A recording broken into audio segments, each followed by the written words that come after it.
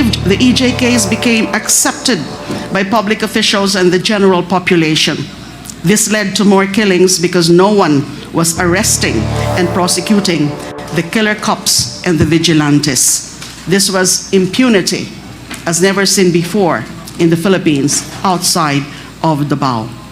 So yung pagiging protector ko daw nung illegal drug trade ni Mr. Kerwin Espinosa ay wala ho yung katotohanan.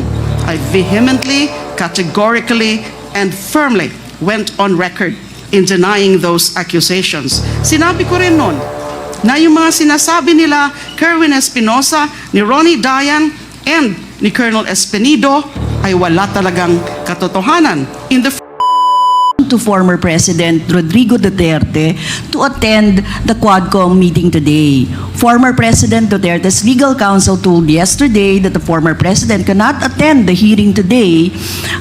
Mr. Chair, the non-appearance of former President Rodrigo Duterte at the Quadcom hearing today is a clear manifestation of his disregard for truth, justice, and accountability. By refusing to participate, the former president is hindering the people's right to know and denying them the opportunity to seek justice for the crimes caused by the war on drugs during his term. Libo-libo pong buhay ang ninakaw ng Duterte administration dahil sa kanyang peke at madugong giyera kontra droga. Kailangan niyang harapin ang mamamayang Pilipino na matagal nang humihingi ng hustisya. Hindi pwedeng sabihin na short notice at masama ang pakiramdam at kailangan ng pahinga. Ang mga pamilya nga ng mga biktima, kahit matanda na, andyan po si Tatay Baylon, pumunta rito para makapagpahayag ng kanilang saloobin. So Mr. Chair, takot ba siya na harapin ng taong bayan? Yun lang po ang manipado sa hindi pagdalo ng dating Pangulong Rodrigo Duterte sa hearing ng ating komite. Parang naggagayahan lang ang mag-amang Duterte. Ang daming sinasabi kapag hindi under oath o wala sa tamang lugar. Pero kapag pinatawag na sa formal na pagdinig, nag-uugaling pusit na pareho.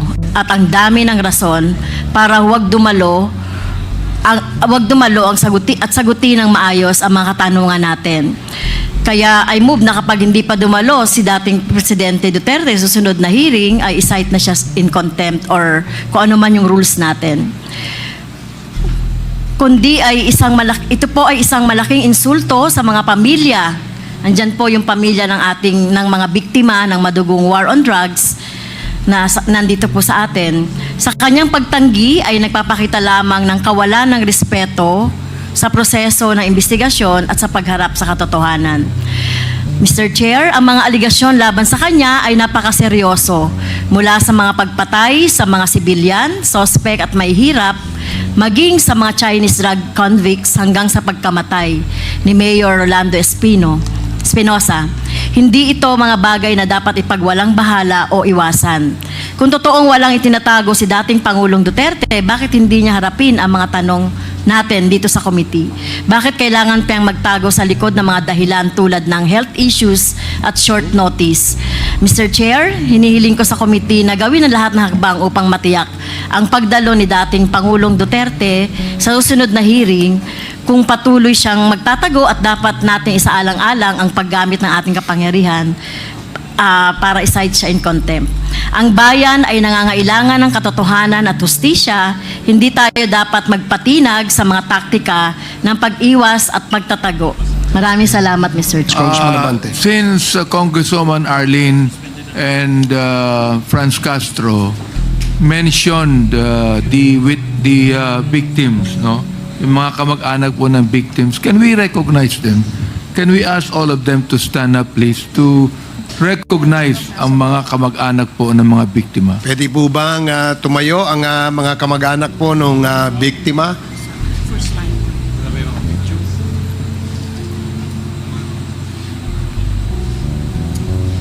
Maraming salamat po. Pwede na po kayong maupo.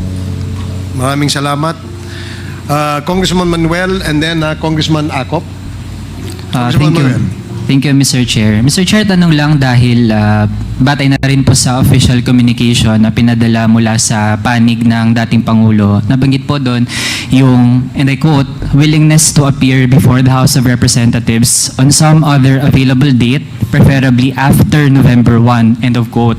So Mr. Chair, sa ganitong mga pagkakataon na sa panig po nila nag-express ng ganong availability, how will the committee deal with that? Dahil Mr. Chair, while meron tayong mga tinitake note na mga considerations, ayaw din naman natin na maprolong iyan, tapos baka tumagal din na hindi pala magiging maayos yung kalusugan ng dating Pangulo at madadali po ang mga proceedings ng komite na expected na humarap siya. So, sa bahagi ng Quadcom, Mr. Chair, do we have some target dates kung kailan talaga posibleng matuloy na ang investigasyon na makaupo ang dating Pangulo? Yun lang, Mr. Chair. Well, in response to your question, Congressman Manuel, it will depend by and large on the topic that we will set on the next scheduled committee hearing. So in case where EJK will be the scheduled topic, then we will have to extend invitation again to the former president. So thank you. Congressman Akop. Mr. Chair,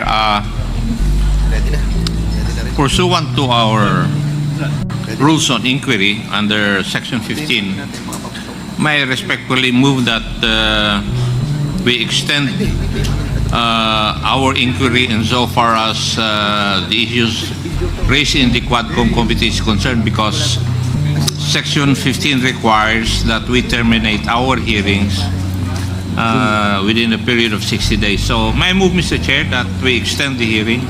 So move, Mr. Chair. There is a motion Second, to Mr. extend the Quadcom hearing. Duly seconded. Are there any objections? Hearing none, the motion is approved. Comsec, please take note that the committee, the Quadcom, has unanimously approved the extension of the conduct of this committee hearing.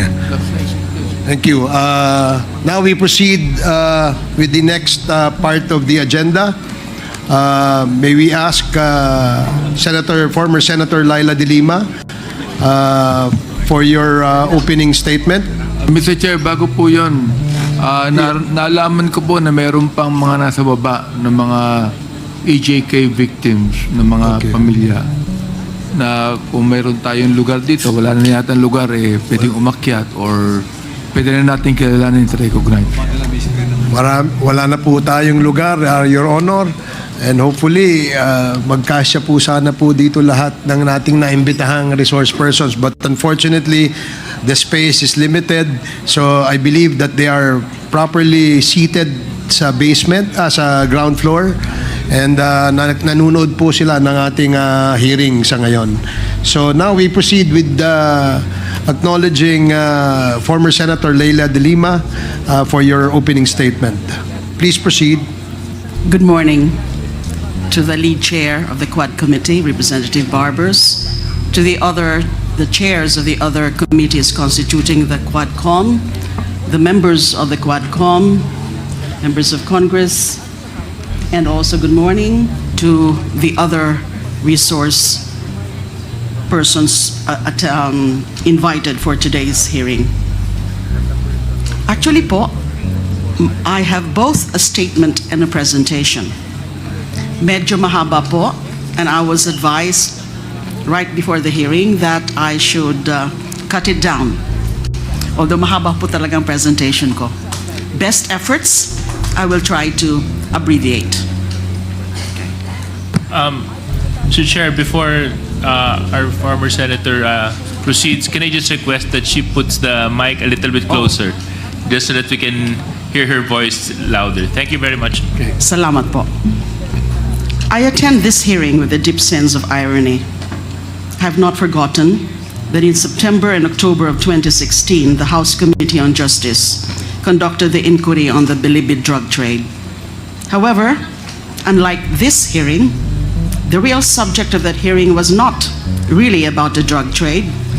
The real subject of that 2016 House Committee hearing was all about destroying me for conducting a Senate inquiry, which in so many aspects was like this one. The only difference between this hearing and that Senate hearing is that my committee inquiry was 8 years earlier and Duterte was at the peak of power. Sa Senate hearing pong yun, ay kinundin ako yung drug war ni Duterte. At nagmakaawa pa po ako na tigilan na ito habang ilang daan pa lang ang mga nagiging biktima at wag na sanang paabutin pa ng libo-libo. Ngunit sa kasawiang palad, wala pong nakinig sa akin, lalo na may mga mayorya po tayo ng mga senador at congressman na ayon kay Senator Bongo noong isang araw, ay walang sawa sa pagpalakpak kay Pangulong Duterte sa bawat banggit niya sa pagsulong na madugong drug war sa kanyang mga zona. Sa halip ako ay pinaaresto, pinakulong, binusalan ng halos 7 taon gamit ang mga gawa-gawang ebidensya katulad ng testimonya ng mga ilang believed drug lords at inmates. I'd like to say that the objective for targeting me was threefold: to silence me, to destroy my credibility, and to serve as an example to others. By doing all three, my message to the people against Duterte's EJKs would no longer be heard or listened to, and no one else would dare to act as a messenger after seeing what was done to me. Since all three were achieved, the EJKs became accepted by public officials and the general population. This led to more killings because no one was arresting and prosecuting the killer cops and the vigilantes. This was impunity as never seen before in the Philippines outside of Davao. Sobrang nakakalungkot na ngayon lamang nagkaroon ng napaka-komprehensibong pagtalakay ang Kamara de Representantes sa drug war at mga EJK pagkatapos ng tumambak ang libo-libong bangkay na naging biktima ng drug war. Ayon nga po kay Professor Randy David, marahil ang pagdinig na ito ng Kamara ay katumbas na rin ng aming pinapangarap na Truth Commission na hihimay sa mga tunay na pangyayari sa 6 na taon na pagpaslang ng ating sariling gobyerno at kapulisan sa libo-libo nating mga kababayan. But right now, I don't want to discuss it, but my position is that pwede pa sigurong i-consider yung creation ng Truth Commission. At tingnan din ho natin na hindi lang po pagpatay ang naging resulta ng war on drugs ni Duterte. There are also those who were unjustly imprisoned based on planted and fabricated evidence. Ako nga po yung one of the very first victims of that. Ngayon naman po, ito na rin po ang pinatutuo yung sa bagong revelasyon ni Police Colonel Royina Garma nang binulgar niya sa huling hearing ng Quadcom na siya ang inatasan mismo ni Pangulong Duterte na maghanap ng tao sa PNP na maasahan niya sa pag-iimplementa ng drug war alinsunod sa modelong ginawa niya sa Davao City. That's why my presentation, and I'll try to really make it brief, would cover 4 matters, 4 topics. One is the recent disclosure of Kerwin Espinosa. I'd like to comment on that. 2 is the importance of the 2009 CHR investigation of the DDS to the inquiry of this committee. 3 is the revelation of former Police Colonel Royina Garma that the drug war was modeled after the Davao anti-drug campaign. And I'd like also to touch the relevance of Republic Act number 9851 on crimes against humanitarian law, genocide, and other crimes against humanity in enforcing accountability. So ito na po yung aking presentation. Although meron po akong mga i-skip because actually part of my presentation are some videos, but hindi ko na po yon ipapakita because of the limited time. So nung narinig ko nga po yung testimonya ni Kerwin Espinosa last hearing, it was Senator Bato de la Rosa who ordered him to lie under oath before the Senate in November 2016. Hindi na po ako nagulat doon. Si Kerwin actually already retracted his fabricated testimony against me in April 2022 around the same time that Rafael Ragos, the former Bucor OIC and NBI Deputy Director, also recanted in accusing me of receiving money from Bilibid drug lords. Dun po sa hearing sa Senado ay talaga namang sinabi ko doon na lahat po ng mga sinasabi nila tungkol sa akin, so yung pagiging protector ko daw nung illegal drug trade ni Mr. Kerwin Espinosa ay wala ho yung katotohanan. I vehemently, categorically, and firmly went on record in denying those accusations. Sinabi ko rin noon na yung mga sinasabi nila Kerwin Espinosa, ni Ronnie Dayan, and ni Colonel Espinido ay wala talagang katotohanan. In the first place, hindi nga sila magkakilala. Nauna na nilang sinabi yun before they were presented before the Senate na hindi sila mga magkakilala. Dali lang po. So ngayon po,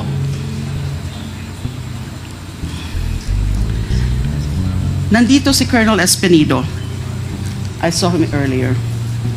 If the Quad Committee would be so kind as to indulge me, gusto ko sana makiusap kay Colonel Espinido. Sabihin niya na yung katotohanan. Kasi yung all he said during that Senate hearing was just let God be the witness to my innocence or something to that effect. Sana po ngayon, Colonel Espinido, sabihin niyo na rin po ang katotohanan. Kung pwede sabihin nyo na rin o i-corroborate nyo yung sinabi ni Kerwin na si then PNP Chief De La Rosa and now Senator De La Rosa ang involved or responsible for ordering the three of you to fabricate accusations against me. Now, sinabi ko rin po kanina na I'd like to discuss the relevance of the CHR investigation and the Quadcom inquiry. Maybe at this point, I cannot yet do that. Sasabihin ko lang po na mahalaga yung naging CHR investigation namin in 2009 into the DDS killings. Kasi pwede itong maging reference point in terms of painting a picture of the organization, the Davao Death Squad, the operation, and the implementation of the Duterte drug war from the barangay to the national level. Kasi sinabi na nga ho ni Colonel Garma, yung kanyang mga revelasyon na the extrajudicial killings, yung mga operations under Duterte's drug war beginning in 2016 was just patterned after the Davao model. And the Davao model can only refer or can only mean the DDS model or the Davao Death Squad. Skip muna po natin yan. Doon naman sa affidavit po ni Colonel Garma, presented and expounded upon the last hearing, I'd like to share some information we got and some findings on the Davao model of payment and rewards mentioned by Colonel Garma. This information is limited to the facts uncovered during the 2009 CHR investigation on the Davao Death Squad. Next slide, please. The history of the DDS can be divided into two. The period from 1988 to 1998 and the period from 2001 to 2016. So may break po. The break in these two periods coincides with then Mayor Rodrigo Duterte's hiatus as mayor of Davao City when he was elected congressman instead of mayor in 1998 due to the 3-term limit. So for brevity, I'll refer to the former mayor as MRRD. According to a witness in the 2009 CHR investigation, during the first period of the DDS from 1988 to 2000, the assassins were paid 15,000 for every victim. 5,000 goes to the police handler and 10,000 to the assassins, who at the time consisted of rebel returnees aside from the active duty policemen who were their handlers. Their safe house was located inside the Napalcom compound in Barangay San Pedro, Davao. After the summary execution of targeted victims, the DDS members regrouped would regroup at their safe house and divide the reward. During that time, MRRD sometimes personally gave out the kill orders and the reward money directly to the assassins themselves. Upon the return of MRRD as mayor of Davao in 2001, the DDS was upgraded into the Heinous Crimes Investigation Section, or HCIS, located at the Almendras Gym compound.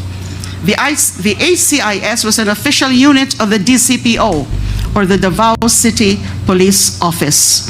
The HCIS consists of both active duty PNP and civilian abanteros, or hitmen. Most of the hitmen are rebel returnees. They are supervised by PNP handlers. Each handler supervises 3 members. The task of the PNP handler is to give orders to his members as well as be responsible for their protection. According to the CHR witness, he was given a regular monthly salary of 5,000. During this time, the reward given to a team for every victim was anywhere from 13,000 to 15,000. 3,000 to 5,000 goes to the PNP handler. 7,000 to 8,000 was shared among the rebel returnees, and 500 to 1,000 to civilian informants. The HCIS civilian personnel or rebel returnees directly received salaries as special.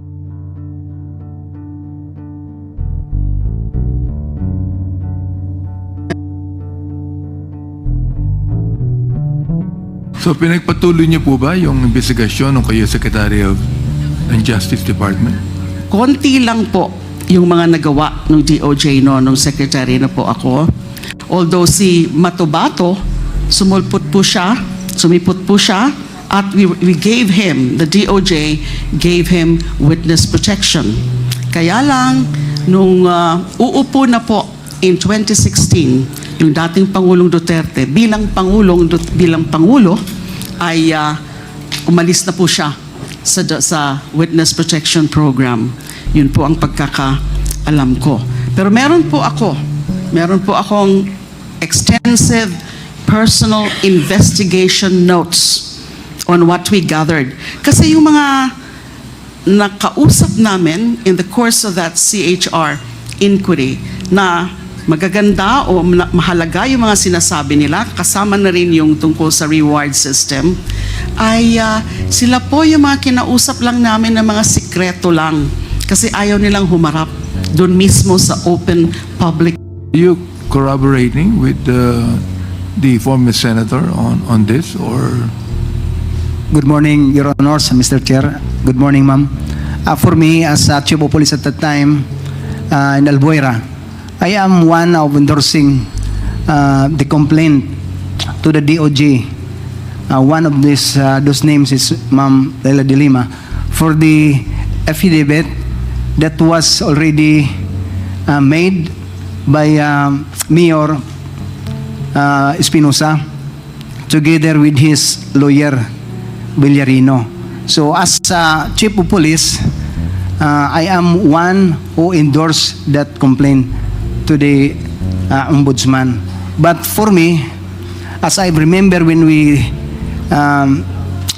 talked with Ma'am Delima in the Senate, that I'm telling her that, Ma'am, the truth will set you free. Because for me, I am innocent for that, as just only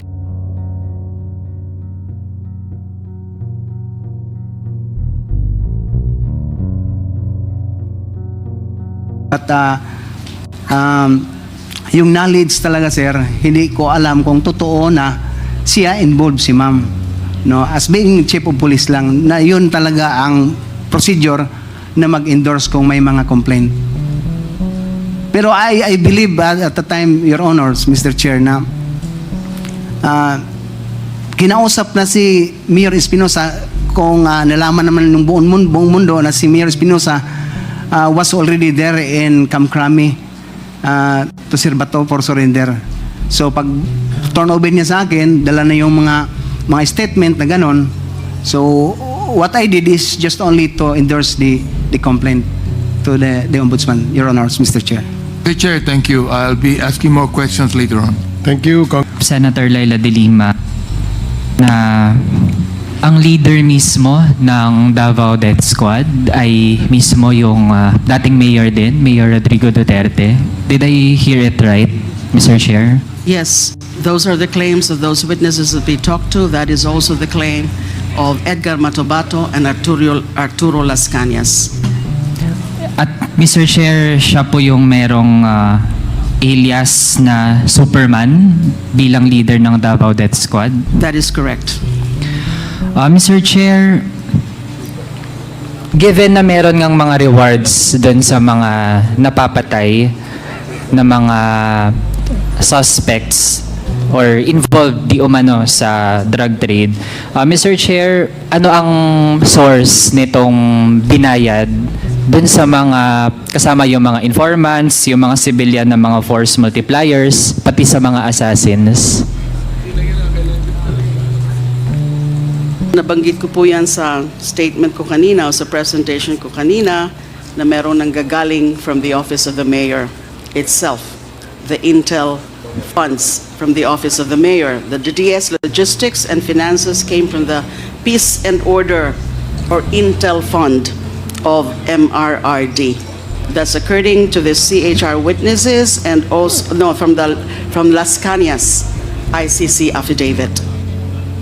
Mr. Chair, may we get once again yung breakdown, ano po yung mga pwede.